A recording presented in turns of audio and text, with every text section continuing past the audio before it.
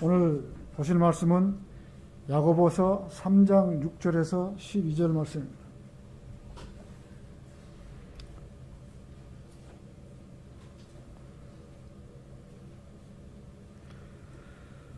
야고보서 3장 6절입니다.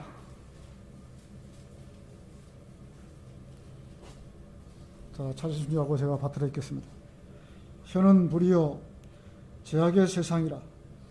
그처럼 혀는 우리 지체들 가운데 있으면서 온몸을 더럽히며 또 일생을 불태우나니 곧 지옥의 불에서 태우느니라.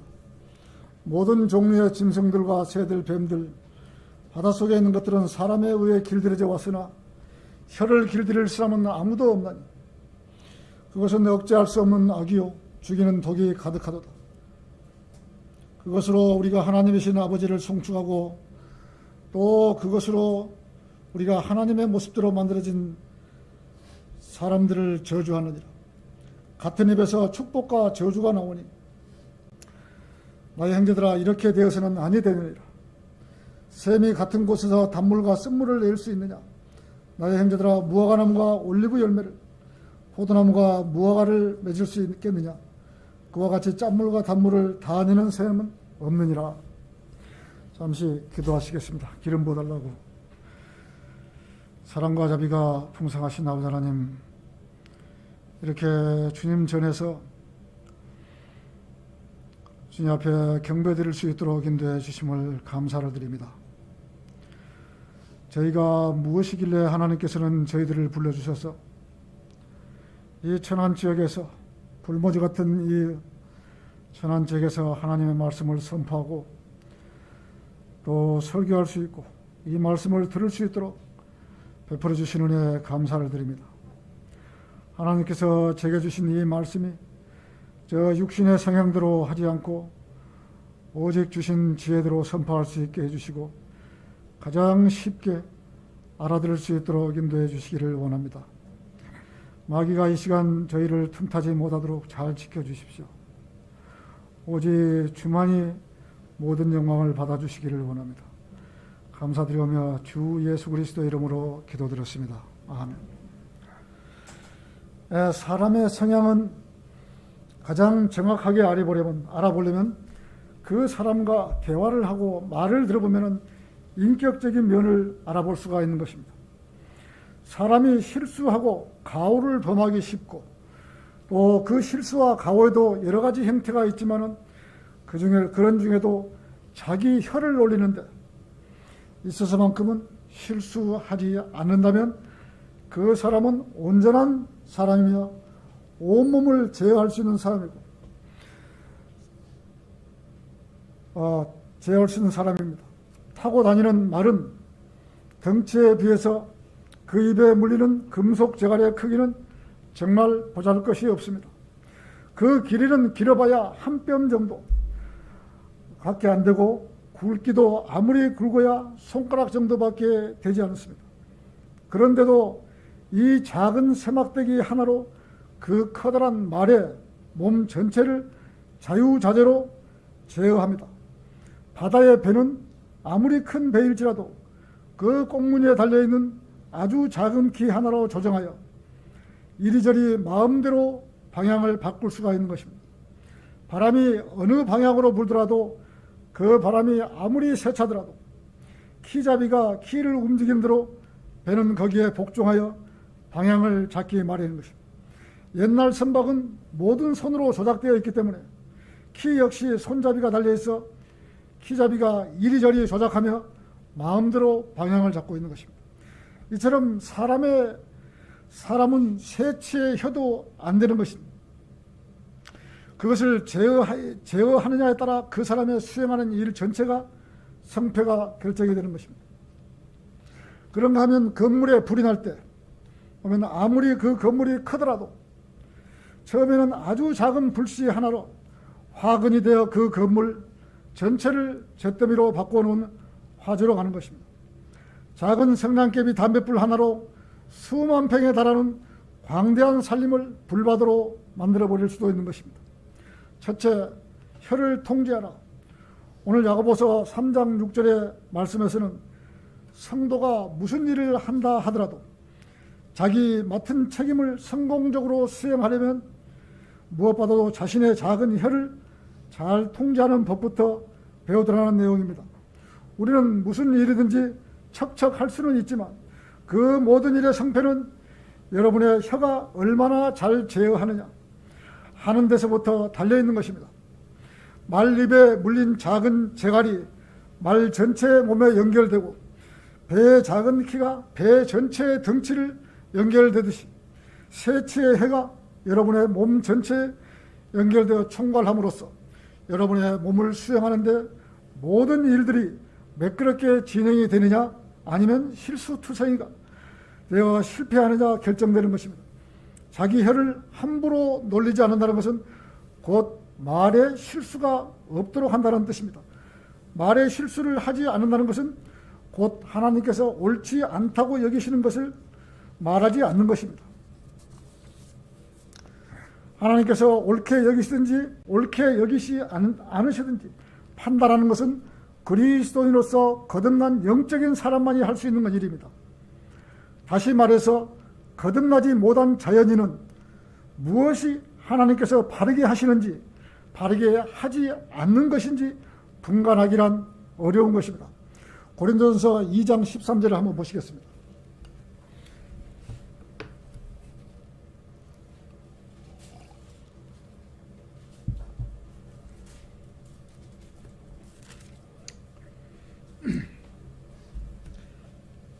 또 우리가 그것들을 말하되 인간의 지혜가 가르치는 말로 하지 아니하고 성령께서 가르치시는 말로 하나니 영적인 일들을 영적으로 비교하여 말하느니라. 그러나 자연인은 하나님의 영의 일들을 받아들이지 아니하나니 이는 그 일들이 그 사람에게는 어리석게 여겨지기 때문이요 또 알 수도 없나니 이는 그 일들이 영적으로만 분별되기 때문이라. 영적인 사람은 모든 것을 판단하나 자신은 아무에게도 판단받지 아니하느니라고 되어 있습니다. 영적인 사람은 모든 것을 판단한다고 말씀하십니다. 영적인 사람은 사람의 지혜가 아니라 성령께서 가르치는 대로 말한다는 뜻입니다. 영적인 사람은 그리스도의 생각을 가진 사람들입니다. 그러므로 그리스도인으로서 거듭난 사람은 하나님께서 옳지 않다고 여기실 만한 말이 무엇인가를 판단할 수 있고 그것을 입 밖에 내지 않도록 주의하여 자기 혀를 제어할 줄 아는 성도가 되어야 합니다. 이처럼 말에 실수가 없다는 것은 곧 영적인 그리스도인이 하나님께 불쾌감을 드릴 만한 일을 하지 않는다는 뜻입니다. 그리스도인이 다른 성도의 감정을 상하게 하는 말을 하는 것은 흔히 일어날 수는 있는 것입니다. 그러나 이 부분은 특히 조심하셔야 합니다.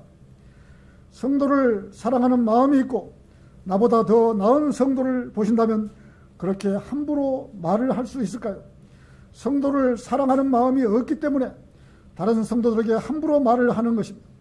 그 성도를 하나님께서 사랑하셔서 하나님의 피로 그 성도의 몸값을 주고 사셨다면 그 성도를 무시할 수 있습니까? 자기만 하나님께 사주셨고 다른 성도는 사주지 않았습니까? 우리는 다 똑같은 하나님의 아들들이고 자녀들입니다. 똑같은 권리를 누릴 특권이 있는 성도들입니다. 누가 누구를 미워하고 시기할 수 있습니까? 구원받은 성도는 주님 안에서 새로운 피조물입니다. 육신의 성향은 내려놓아야 합니다.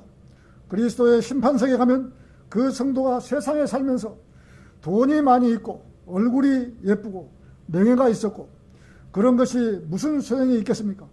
성도는 얼마나 진심으로 섬겼느냐라는 것만 남을 것입니다. 말이 아니라 어떻게 행동으로 했느냐, 잘 섬겼느냐, 못 섬겼느냐가 상을 받고 못 받고라는 문제를 판가름할 것입니다. 현대 그리스도인들은 복음을 전한답시고 주님을 당신을 사랑해요. 우리 서로 사랑해요. 어쩌고 하면서 구원받지 않으면 지옥에 간다는 사실을 숨기면서 복음을 전하는 이유는 무슨 이유라도 그 사람의 감정을 상하게 할까봐 지레 겁을 먹기 때문인 것입니다. 그러나 그 사람들은 하나님의 감정을 상하게 해드리고 있는 것이 모릅니다. 이런 자들은 말에 실수를 하지 않는 자들이 아니라 오히려 말에 실수만 하는 자들이며 그 혀를 제어할 줄 모르는 자들입니다. 성도가 말에 실수하지 않으려면 세상 사람들이야 아무리 감정이 상하더라도 하나님께서 옳다고 여기시는 말을 담대하게 입 밖에 낼 수 있어야 하는 것입니다. 예수님께서 2000년 전에 이 세상에 오셨을 때 그분께서는 바리새인들과 서기관들에게 향하여 뭐라고 말씀하셨습니까? 잠시 마태복음 23장 한번 보시겠습니다. 23장 25절입니다.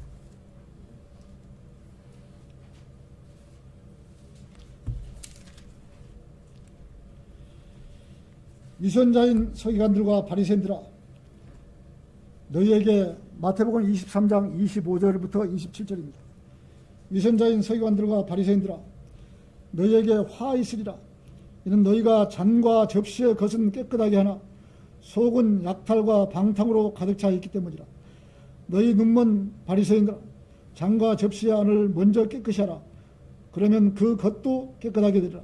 위선자인 서기관들과 바리새인들아, 너희에게 화 있으리라. 이는 너희가 해칠한 무덤들과 같음이라. 그것들은 실로 겉으로는 아름답게 보이나 안에는 죽은 사람의 뼈와 모든 더러운 것으로 가득 차 있다고 말씀하셨습니다. 예수님은 말씀을 듣고 서기관들과 바리새인들은 얼마나 기분이 상했겠습니까? 요한복음 8장 44절에서는 너희 아비 마귀에게서 나와서 너희 아비의 정욕을 행하고자 하는도다. 그는 처음부터 살인자였으며 진리 가운데 거하지 아니하였으니 이는 자기 안에 진리가 없습니다. 그가 거짓말쟁이요 그 거짓말의 아비이기 때문이라고 말씀하셨습니다. 지금 말씀처럼 예수님은 바리새인들의 감정을 건드리지 않으려고 말조심하신 것이 아닙니다. 자, 주님의 말씀을 듣고 있던 바리새인들은 어찌나 화가 나 치밀었던지 돌을 집어 예수님께 던지려고까지 했습니다. 주님께서는 복음을 위해서는 무슨 말이라도 했습니다. 그러나 그분의 말에 실수를 하지 않으셨습니다. 그분은 하나님께서 원하시는 바를 그대로 말씀한 것입니다. 우리는 어떻습니까? 전하라고 하는 복음은 전하지 않고 그 좋은 입, 아름다운 입으로 성도를 세워주기는커녕 성도의 흉이나 단점만 밝히고 있다면 그 입이 아름다운 입이 되겠습니까? 아름다운 입으로 아름다운 말을 해야 합니다.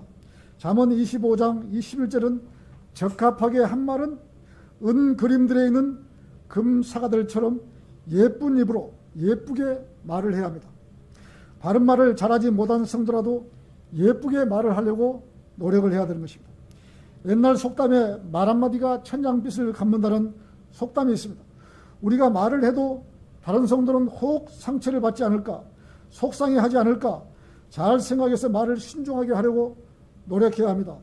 그러나 야고보는 여기 본문 말씀처럼 그리스도인만을 향하여 이렇게 말하는 것은 아닙니다. 구원받은 그리스도이건 다 구원받지 못한 사람이건 누구나 혀를 제하여 자신의 몸을 통제하도록 하라고 가르치고 있는 것입니다. 어떤 성도가 남의 흉보는 것을 좋아하여 다른 사람의 험담을 늘어놓는 일이 없도록 하라고 훈계하고 있는 것입니다. 이런 사람들이 말하는 것은 녹음이라도 해두었다가 나중에 다시 들려주면 말을 했던 장본인들조차도 부끄러워서 얼굴을 붉히지 않을 수가 없을 것입니다. 야고보는 지금 이런 낭패를 당하지 않도록 조심하라고 충고하고 있는 것입니다. 작은 해가 지나가는 말로 우연히 내뱉은 한마디가 시간이 경감에 따라 다른 사람들에게 엄청난 악영향을 미칠 수가 있는 것입니다. 이것을 피하려면 마음을 잘 통제하지 않으면 안 되는 것입니다. 히브리서 12장 11절에는 열심히 돌아봐 하나님의 은혜에 미치지 못하는 자가 없도록 하고 또 쓴뿌리가 나와서 너희를 괴롭게 하거나 혹 그것 때문에 많은 사람이 더럽혀지지 않도록 하며 음행하는 자거나 한 그릇 음식을 위하여 장자권을 판 에서와 같이 속된 자가 없도록 하라고 하셨습니다. 마음이 뒤틀려 있고 쓴뿌리가 있으면 언젠가는 그 생각이 혀를 통해 말로 드러나게 되고 그 결과 예기치 못한 화근이 되기 마련입니다. 지금 우리나라 교계를 보십시오.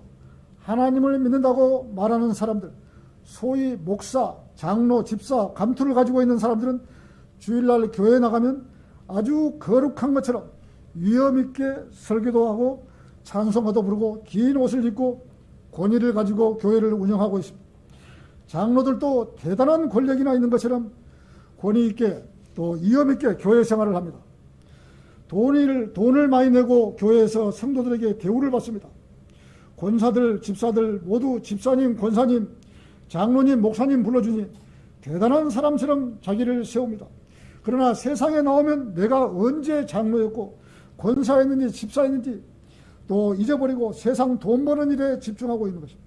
세상 사람들은 세상 사람들보다 더 악하게 더 이 행동을 하고 있는 것입니다. 어떤 이권이 생기면 앞장서서 자기 주장을 내세우고 더 가지려고 아우성을 합니다. 술자리에서 술을 먹는 일은 예사이고 나쁜 일을 하는데 거리낌 없고 두려움도 없습니다. 그리고 나서 교회에 나오면 거룩한 것처럼 행세하는 사람들이 부지기수입니다. 옆에 교회에 다니는 사람들에게 그 사람들이 먼저 말을 합니다. 교회 다니는 사람들은 잘못됐다고 합니다. 어떻게 해서 이런 사람들에게 복음을 전하려고 하면 교회 다니는 사람들 모두 도둑들이라고 이렇게 말하고 있는 것입니다. 하나님을 믿는 사람이 세상 사람보다 더 잘못되고 또 죄를 밥 먹듯이 짓고 있다고 하나님을 믿는 사람들을 대놓고 비난합니다. 물론 하나님 믿는 사람들이 다 그렇게 하지는 않겠죠. 그러나 대다수 교인들이 교회에서 하는 행동과 세상에서 하는 행동은 180도 틀려 있기 때문에 그렇게 복음의 가치를 막아버리는 것입니다. 여러분은 혹 가족이나 친척이나 친구에게 복음의 기회를 한 번이라도 막은 적이 있습니까? 여러분 때문에 그 사람들이 하나님 믿기를 꺼려하거나 믿지 않는다거나 한다면 자백해야 할 것입니다. 그리고 그 사람을 위해서 나 때문에 복음의 기회가 가려졌다면 구원받게 해달라고 기도해야 하는 것입니다. 그리스도인이 교회에서 하는 행동과 교회에서 밖에서 하는 행동이 틀리다면 자백해야 합니다. 그리스도인은 교회에서나 밖에서나 어디를 가더라도 그리스도인으로서 한 점 부끄러움 없는 삶을 살아가야 합니다. 누가 쳐다보든 말든 성경에 비춰서 잘못된 것은 하지 말아야 합니다. 친구나 친척이나 가족이나 집에서 한 점 부끄러움 없이 떳떳하게 말할 수 있는 것이 그리스도인인 것입니다. 어디를 가더라도 아름다운 입에서 아름다운 말로 하나님을 드높이며 듣든지 듣지 않든지 복음을 전하려고 예를 쓰는 사람이 하나님을 위해서 사는 성도인 것입니다. 그리스도인이 혼자 있으면 기도하고 또 성경 읽고 말씀 암송하고 이렇게 하려고 노력할 때 하나님께서는 동행해 주시는 것입니다. 혼자 있을 때 장소를 가리지 않고 주님 앞에 두 손 모아서 기도한다면 얼마나 하나님께서 예뻐하시겠습니까? 하나님 아버지, 저에게 이러한 일이 있습니다. 이러한 것을 고쳐주십시오. 바르게 인생 여정을 삶을 하나님을 위해서 살게 해주십시오. 라고 기도하십시오. 이렇게 못하더라도 어쨌든 바르게 살려고 노력해야 합니다. 죄를 짓지 않으려고 애써야 합니다. 남을 미워하고 시기하고 성도를 실망시키려 하지 말아야 합니다. 그리스도의 심판석에서 자기가 했던 빈말이라도 어떤 빈말이라도 해명해야 하는 것입니다. 마태복음 12장 36절을 잠시 보시겠습니다. 마태복음 12장 36절입니다.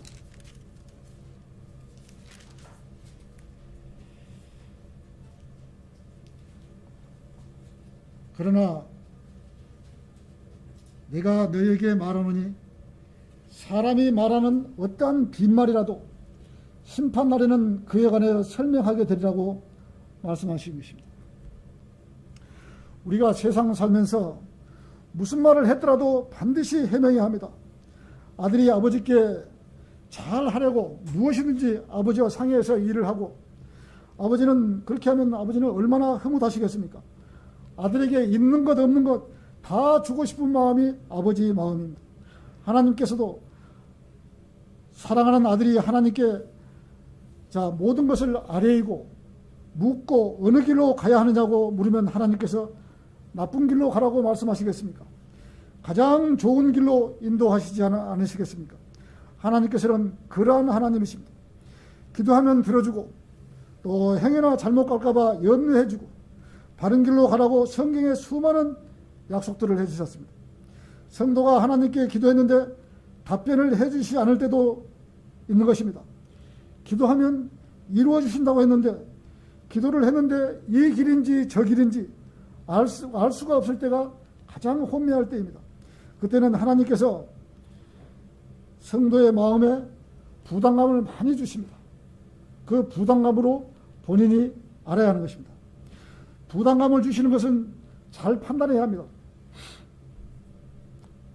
이것도 영적으로 어린아이일 때는 알 수가 없습니다. 그러나 점점 성숙해지면 부담감을 주는 것을 알 수가 있는 것입니다. 성도가 무엇을 사고 싶어서 하나님께 기도하고 사려고 하는데 그런데 마음이 엄청나게 불편한 부분이 있습니다.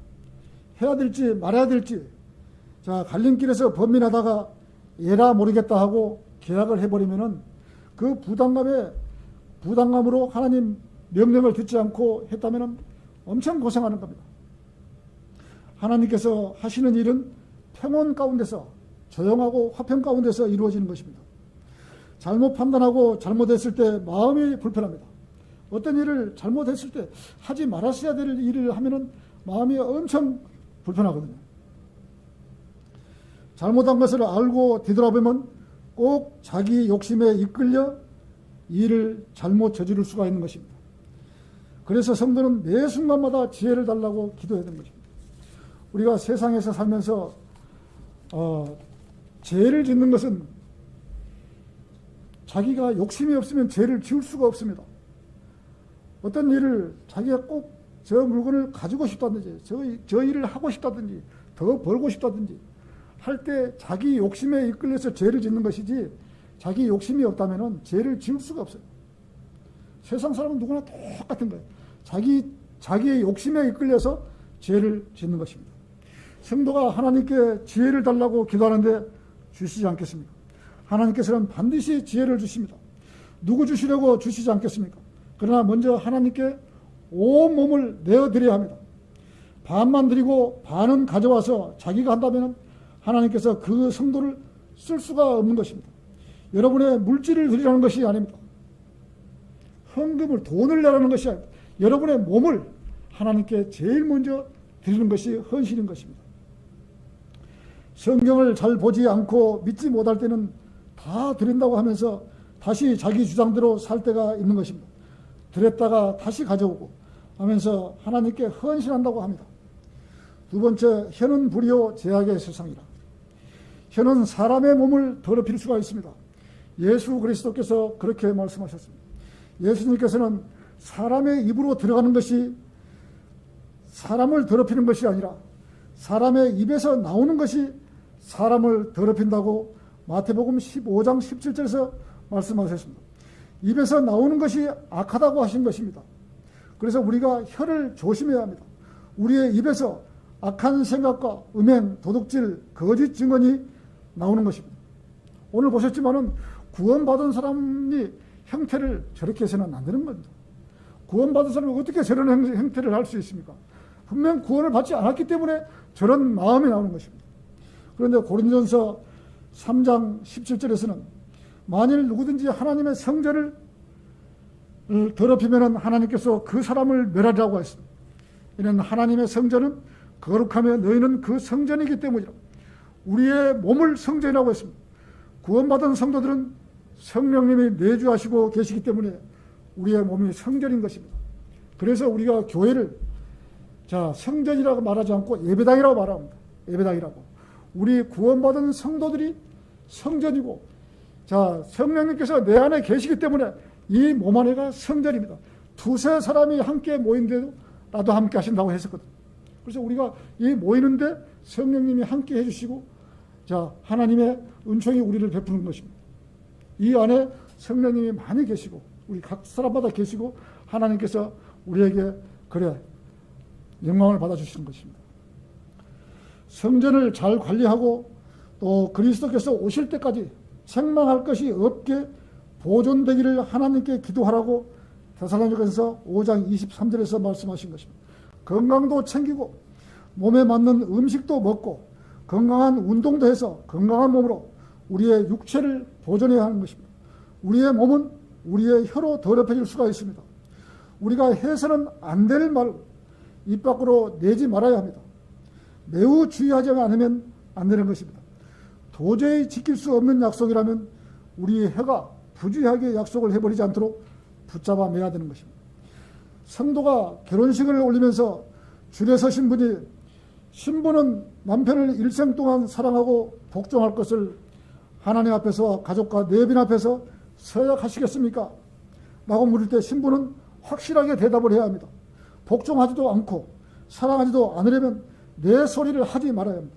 네라고 대답했다면 평생을 남편에게 복종하고 또 살아가야 합니다. 남편도 아내를 맞이하면서 신부 앞에서 서약을 확실하게 해야 됩니다. 서약을 했다면은 평생토록 배우자를 사랑하며 동반자로서 함께 주 예수 그리스도를 믿고 같은 푯대를 향해서 한 발 한 발 가야 되는 것입니다. 부부가 잠을 자기 전에 무릎 꿇고 기도하고 또 하루를 무사히 마치게 해주셔서 감사합니다라는 기도하고 아침에 일어나서 둘이서 무릎 꿇고 하루를 시작하는데 지혜를 더 주시고 악으로부터 보호해 주시달라고 둘이서 함께 기도하면 싸울 일이 무엇이 있겠습니까? 자매의 어려운 부분이 기도로 나타나고 또 형제의 고난을 기도로 알려면 둘이 서로 공유하면서 서로 고충도 알게 되고 또 하나님의 하나부터 모든 것을 처지와 형편을 알기 때문에 서로 다정다감하게 살아가는 것이 그리스도인의 가정인 것입니다.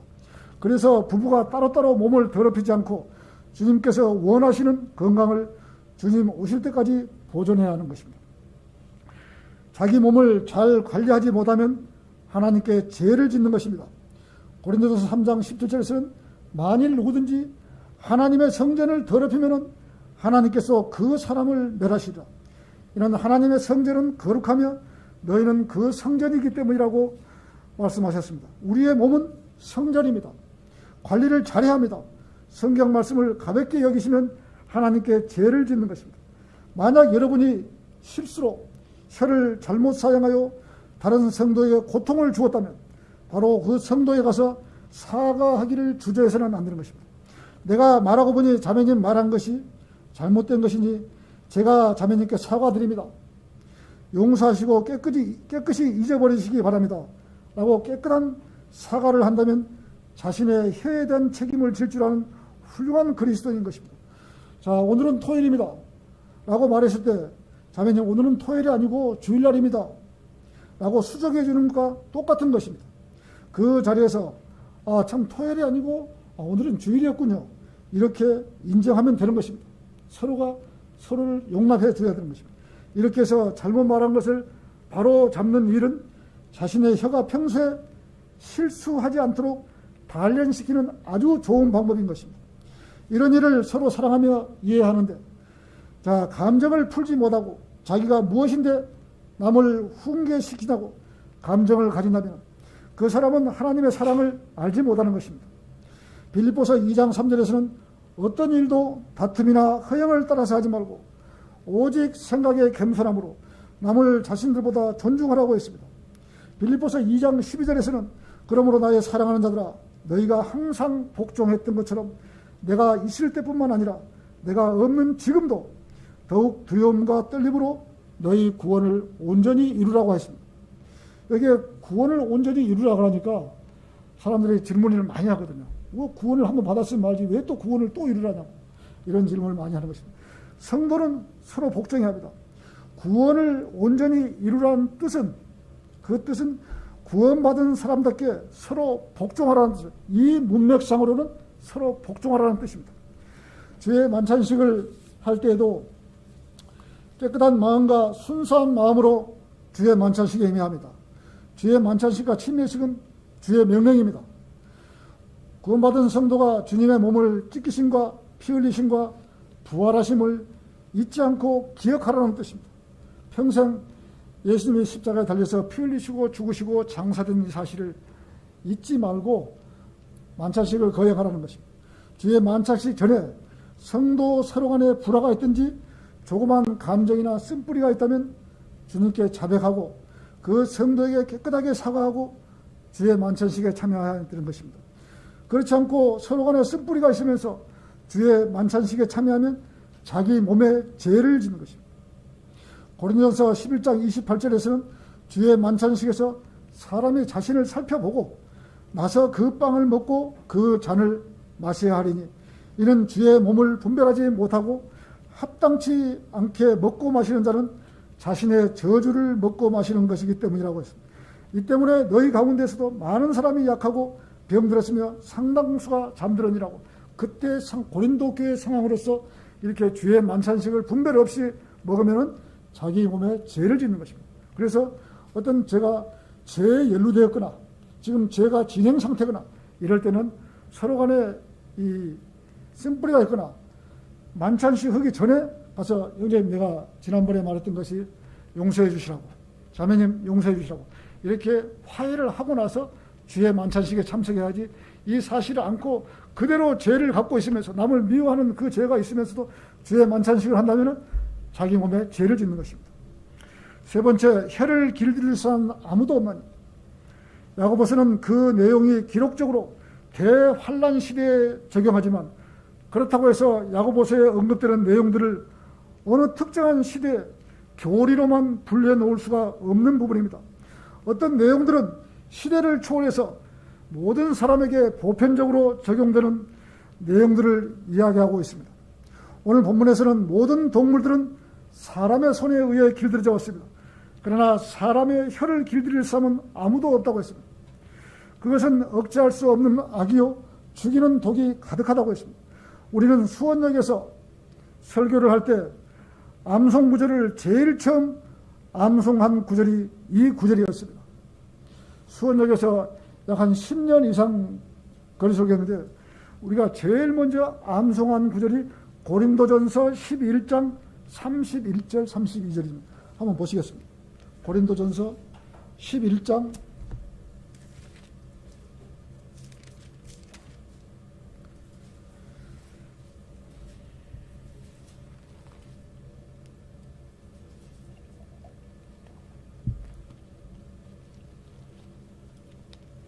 만일 우리가 우리 자신을 판단한다면 판단받지 않으리라.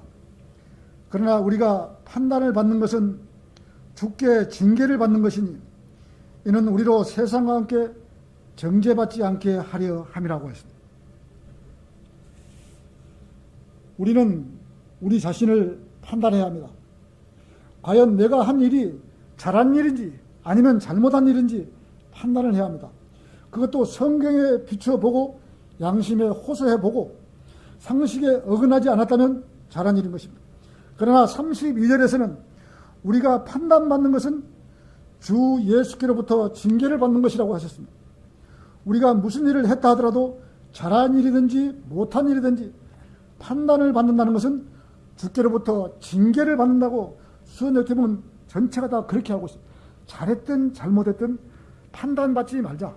판단을 받으면 주께로부터 징계를 받는다고 우리가 그렇게 알고 있었던 것입니다. 그런데 어떤 자매라고 하는 자가 와서 교회에 나오겠다고 하면서 교회에 나와서 면담을 했는데 질문하는 곳이 꼭 애매한 질문만 하고 있는 것입니다. 자, 그 질문하고 목사를 비난했습니다. 그런데 그 목사는 너무 순수하고 우리가 거리설교하고 구령할 때 이 구절에 있던 대로 너무 순수한 마음으로 자, 목사가 사과를 해버린 것입니다. 그 사람, 그 자매에게. 아, 그러면 미안하다고.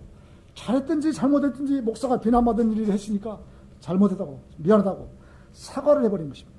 그 이후로 이 자매가 온 동네방네 소문을 내버린 것입니다. 그래서 천안교회 지금 나가신 자매님한테 그 서울에서 일어난 모든 일을 상투해버린 것입니다. 그래서 이 영적 전쟁의 시발초가 되었습니다. 그 순수한 마음으로 했던 부분을 이해를 하지 못하고 미안하다고 했던 부분이 가지고 영적인 전쟁이 일어난 것입니다. 자, 솔직하고 목사의 말을 외도하고 거짓으로 꾸며버렸습니다. 그런 자매들은 구원받았는지 구원받지 않았는지는 우리는 알 수는 없습니다. 구원받았다면 그리스도의 심판석에서 해명해야 할 것입니다. 하나님을 두려워하지 않기 때문에 인간의 정의를 부르짖고 계산적으로 교회 다니며 말씀은 뒷전이고 인간적인 행동을 하는 것입니다. 이 세상에서 아주 오래도록 살 것 같지만 오래 살지 못하는 것이 인생인 것입니다. 제가 20살 때, 21살 때 제가 군대 생활할 때도 제가 20년 그때 자화상을 한번 써봤거든요. 나는 젊고 늙지 않을 것 같아서. 정말 그런데 20년이 뭐예요? 40년이 지난 거예요. 그 젊은 날 군대 생활하면서 내 인생에 내가 앞으로 장래에 나간 이런 사람이 한번 돼보겠다는 그런 자선을 꾸민 적이 엊그제 같은데 벌써 많이 와버린 거예요. 그래서 우리 젊은 형제님들도 내가 여기서 오래 산다, 이 세상에서 오래 산다, 천만의 말씀. 인간은 금방 물 한 방울 초로와 같은 인생이라고, 풀잎에 물이 한 방울 적셔 있다가 떨어지는 그런 같은 우리 인생입니다. 금방 다 놔두고 가야 될 우리 인생에 오래 살지 못해요. 누구나가 젊으나 늙으나 다 가야 되는 것이 우리의 인생사인 것입니다. 그래서 자기들이 잘 사는 것 같지만 잘 사는 것이 아닙니다. 열린 입이라고 함부로 저주하고 욕하는 것은 그리스도인으로서 아주 잘못된 것입니다. 징계가 내리기 전에 회개를 해야 하는 것입니다. 천안교회가 막 설립이 되어서 가려고 하는데 그 길을 막는 것은 아주 불순한 것입니다. 세상에 우연이라고 생각하는 성도가 있다면 잘못 알고 있는 것입니다. 세상에 우연이라고는 없는 것입니다. 내가 길을 가다가 돌뿌리에 걸려 넘어졌어요. 에이, 재수없어. 이렇게 말하는 성도가 있습니까? 그리스도인은 그렇게 말해서는 안 돼요.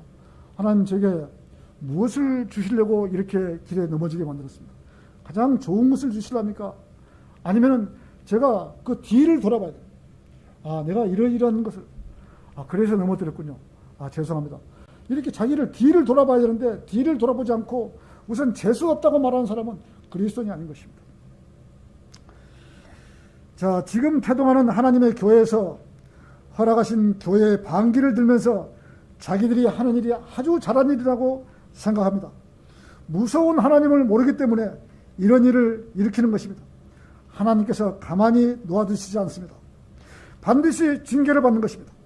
저는 신학교 3학년 때 사역을 하고 싶은 열정이 간절해서 하나님께 서원 기도를 했습니다. 하나님, 제 고향에 있는 땅을 팔아주면은 제가 고향에 내려가서 사역을 하겠습니다. 제가 너무 순수하고 아는 게 없기 때문에, 나이만 먹었지 아는 게, 성경적으로 아는 게 없기 때문에 서원을 해서는 안 된다는 걸 몰랐죠. 하나님, 이렇게 해주면은 제가 사역을 하겠습니다. 하나님께서 기적적으로 금방 그냥 속전속기로 딱 팔아주신 거예요. 이렇게 팔아줄 수가 없는 거예요. 기도했더니 금방 팔아준 거예요. 왜? 그 돈을 받았는데 돈은 온데가 내었고 다 없어져 버렸어요. 그래서 사역도 나가도 못 오고, 얼마나 저는 이제 마음에 부담감이 생기죠. 하나님, 제가 사역을 나가는데 돈이 온데가 내어 없어졌습니다. 정말 제 인생은요, 말로 할 수 없을 정도로 이 굴곡이 심했습니다.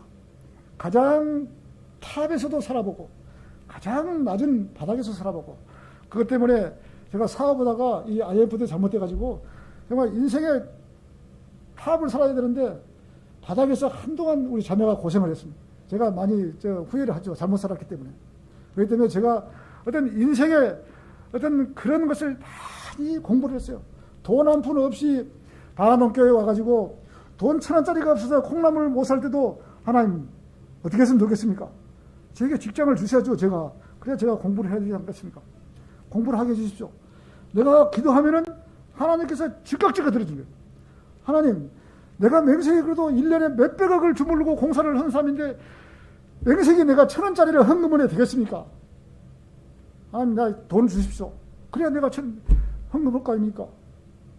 창피하게 살지 않게 해주십시오. 나는 순전히 기도로 하고 살았습니다. 우리 아들이 그때는 방화동에 와갖고 살면서 좁은 방에서 우리 아들하고 자매하고 저하고 서히 사니까 아침에 일어나면 기도하는데 우리 아들이 옆에 누워 자는 것 같아도 다 듣고 있을 거 아닙니까? 자매하고 둘이 무릎 꿇고 하나님, 이런 일이 부족합니다. 채워주십시오. 이렇게 기도하는데 옆에서 그 자면서 오죽이나 했겠습니까? 어느 한날, 아버지, 은행에 시험을 보려는데 기도를 좀 해주시오. 그래? 어떻게 해서 그런 생각을 했냐? 이리 와요. 너 기도 아버지하고 엄마하고 기도해서 은행에 합격하면은, 자, 그러면 네가 평생을 하나님을 믿을래? 예, 믿겠습니다. 그리고 또 한 가지 더. 네가 평생을 하나님께 11조를 낼래? 내겠습니다. 그래? 부모가 얼마나 좋습니까? 그래서 야 여기 손 올려라. 성경에 손 올려라. 성경에 손 올리고 우리 자매 손 올리고 나 서희 손 올리고 딱 올려놓고 자 기도했죠. 하나님 아버지 우리 아들이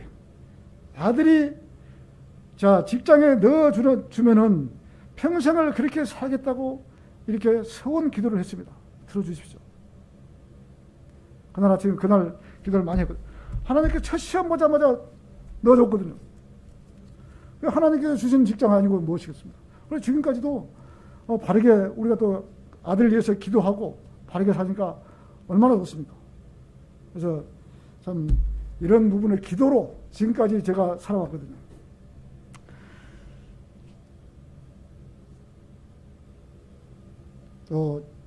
이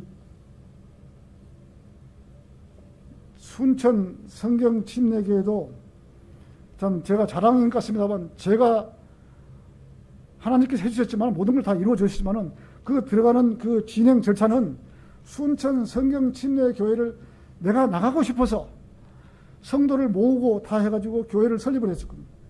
근데 정작 예배가 시작하고 교회를 시작하니까 나는 보내지 않고 다른 성도를 보내버렸어요.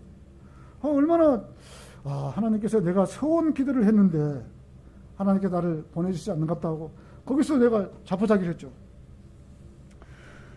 그 성경 재판관계 11장 30절을 한번 보시겠습니다. 서원이 무슨 건지 재판관계 11장 30절.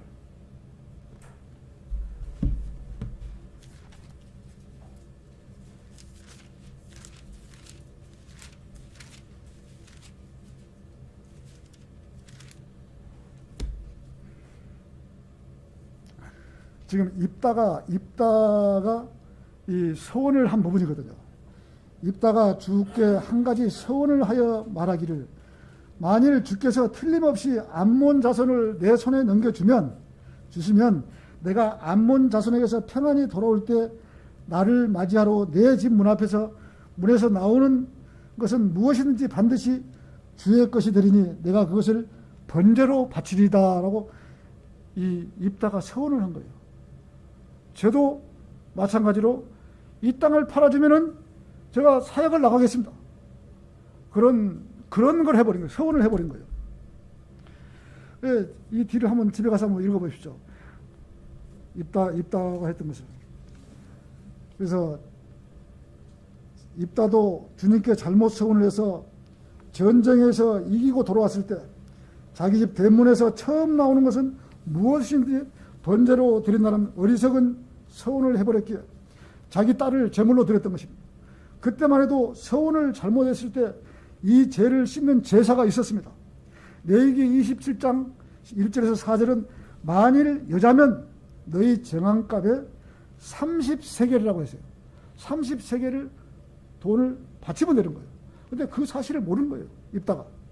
그 흔드는 제사도 있고 방법이 있는데도 자기 딸을 제물로 드려버린 거예요. 그것을 잘 모르고 어이없이 제물로 바쳤던 것입니다.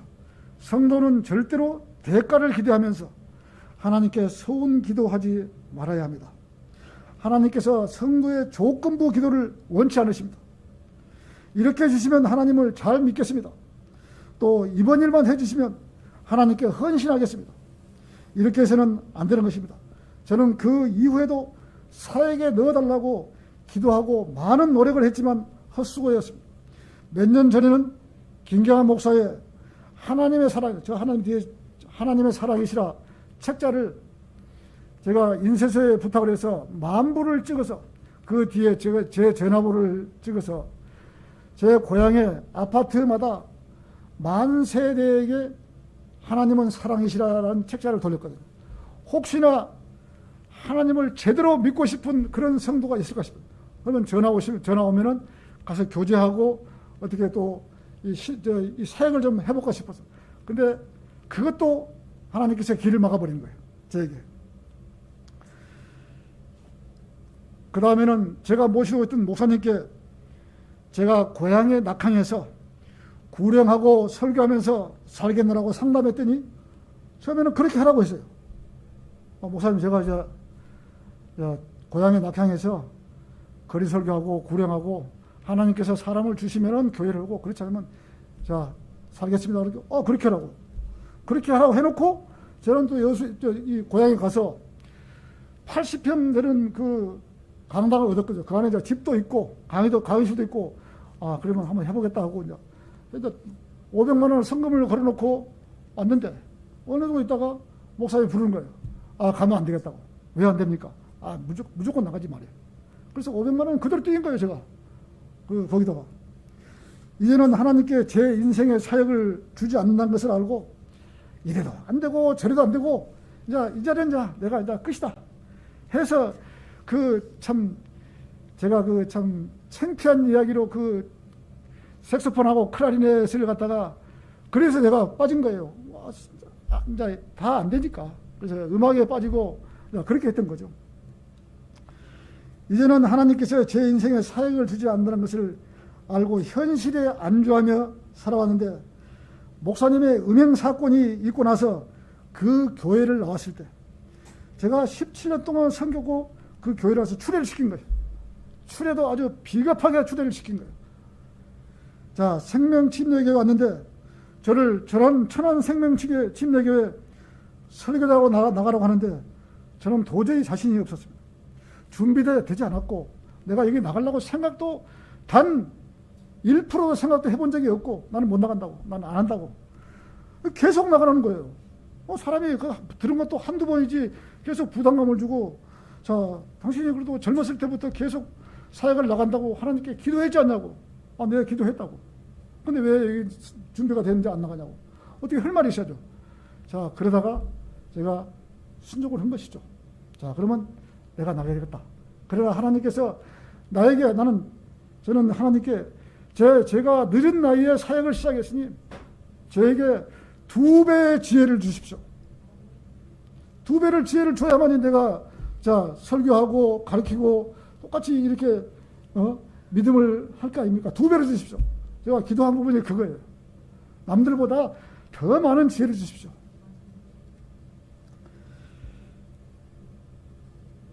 먹고 살기 위함도 아닙니다.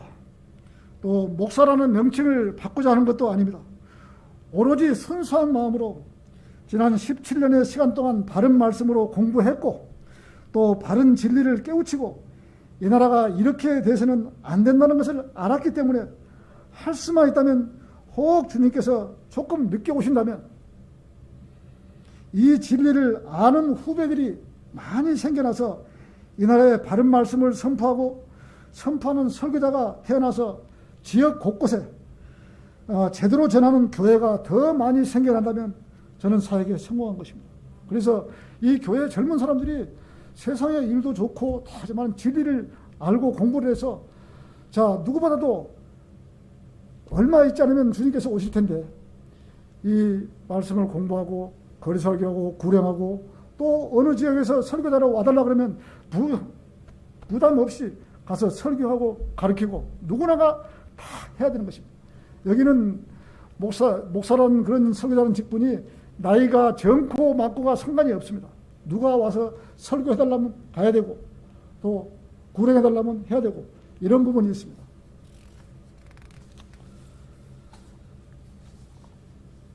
주님께서 오셔서 우리 이름을 호명하는 그 순간까지 함께 가는 것이 제가 생각하는 사역이라고 생각합니다.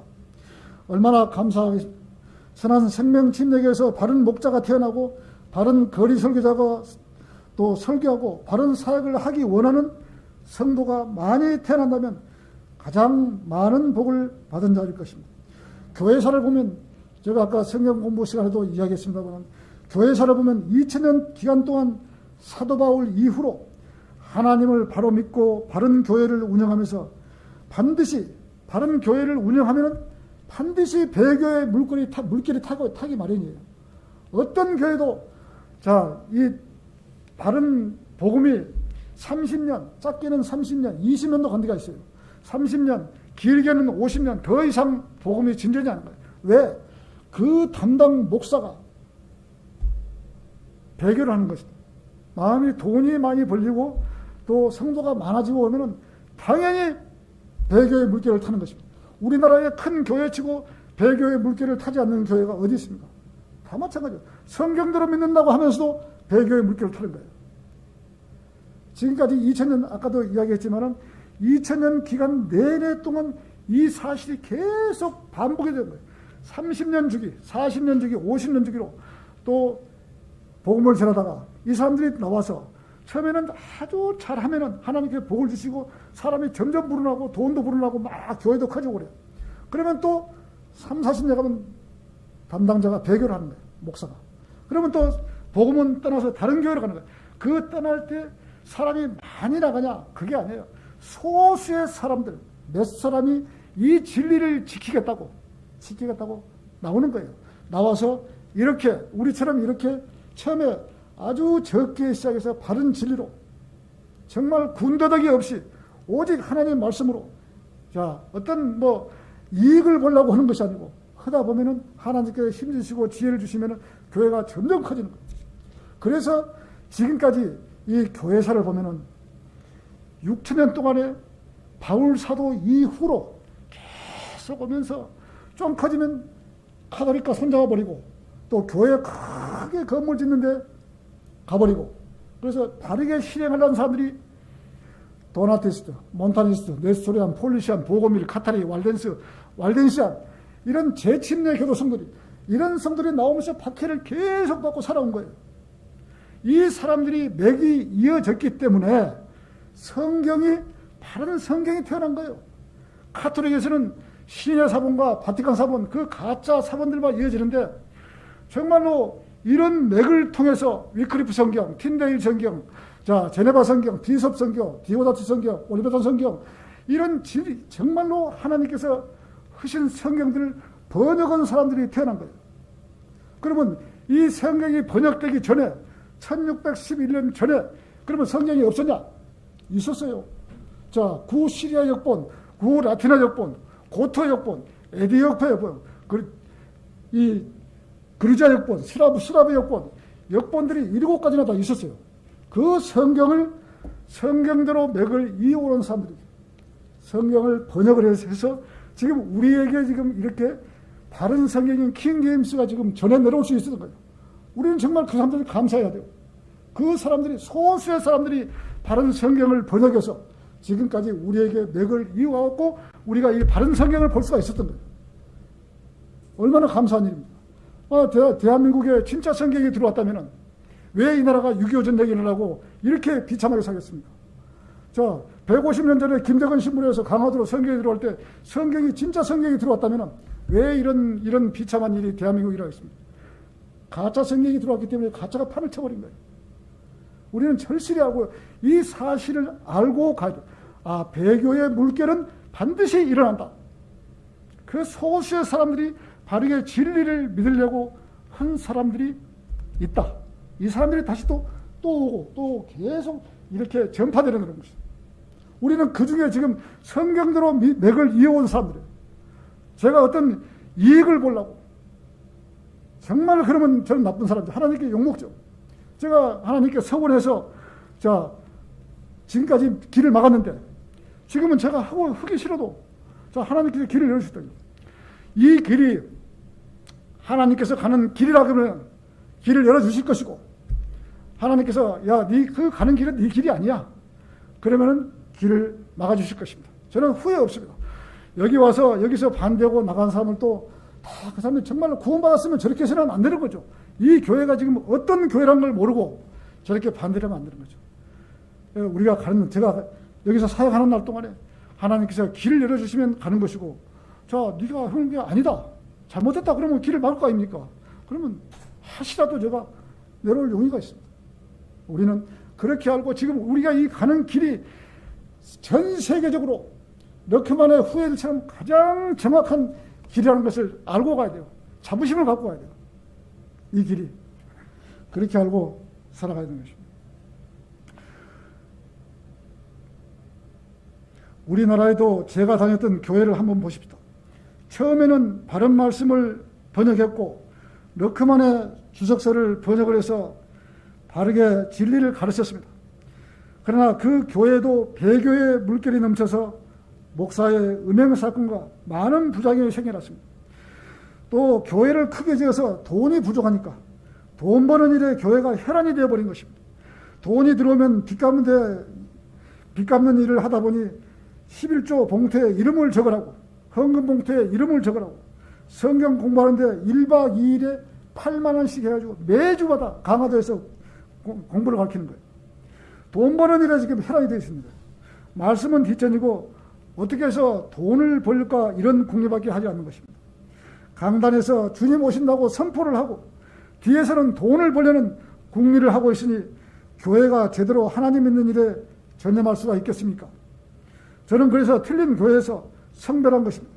적은 무리 성경을 제대로 믿기 원하시는 성도들과 함께 성경대로 믿고 실행해 나갈 것입니다. 저는 늦게나마 불러주셨으니 최선을 다해서 주님 섬길 수 있도록 기도하겠습니다. 하나님께서 부르시는 제가 그 길을 가지 않으면 하나님의 징계가 있다는 것을 저는 이 사실을 성경에서 잘 알고 있습니다. 요나가 니느웨로 하나님께서 가라고 했을 때, 선포하라고 보냈을 때 요나는 괘씸한 생각이 들어서 니느웨로 가지 않고 타시스로 반대쪽으로 가버린 거예요. 타시스로. 그래서 배에 가서 뱃삭을 주고 배 밑창에 가서 잠을 자고 배가 풍랑이 일어서 배가 뒤집힐 정도예요. 계속 근데 누군가를 모르고 배에 있는 물건을 다 버린 거예요. 그래도 누군지를 모르니까 배 선원들이 자 우리가 제비를 뽑자. 누가 이런 일을 해서 배가 이렇게 하는지 제비를 뽑았는데 요나가 딱 나온 거예요. 요나를 바다에 들어서 바다에 던진 거예요. 배 선원들이. 그러니까 풍랑이 그 즉시 잠잠해 버린 거예요. 요나가 하나님 명령을 자 니느웨에 가서 말씀을 선포하라고 보내니까 이 사람들이 하는 자기 적들이거든. 그러니까 보기 싫으니까 니느웨로 안 가고 반대쪽 타시스로 간 거예요. 타시스 도망을 간 거예요. 하나님 모르게. 이러니 하나님께서 징계를 안 내리겠습니까? 저 역시 마찬가지로 네가 사역을 하라고 하는데 네가 사역을 안 해? 반드시 저에게도 징계가 있다는 걸 제가 알고 있거든요. 자, 요나는 하나님의 명령에 불복종해서 고래 뱃속에서 3일 낮과 3일 밤을 있으면서 죽어서 지옥에까지 갔다 온 것입니다. 이것처럼 하나님의 손에 붙들리면 일찌감치 포기하고 하나님을 향해서 가야지, 그렇지 않고 요나처럼 말을 듣지 않을 경우는 자기 목숨도 빼앗아 간다는 사실을 알기 때문에 복종하지 않을 수가 없는 것입니다. 사람들이 평안하고 조용하니까 하나님의 교회를 파괴하고 반대하지만 하나님의 징계가 내리면 감당하지 못하는 것입니다. 교회에서 사역자가 잘못하면 사역자가 벌을 받지만 잘하고 있는데도 반대를 한다는 것은 자기 머리에 숯불을 쏟는 것입니다. 이 우상 숭배 소굴에 이 동네가 천안시 역시 하나님의 바른 교회가 설립이 된다면 얼마나 마귀들이 배가 아파 방해를 하겠습니까? 마귀의 실체를 그대로 보고 있는 것입니다. 구원받은 성도가 마귀에게 쓰임받으면 비참한 것입니다. 하나님께서는 그냥 살려주지 않는 것입니다. 그래서 구원받은 성도는 함부로 죄를 짓지 못하는 것입니다. 함부로 행동하지도 못합니다.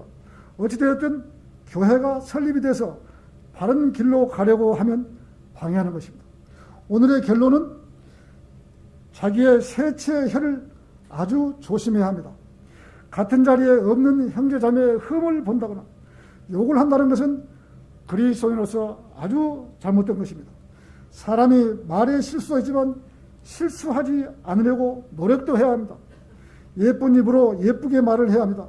남을 세워주고 칭찬을 많이 해주면 칭찬으로 바르지 못한 습관도 바르게 잡아 나갈 것입니다.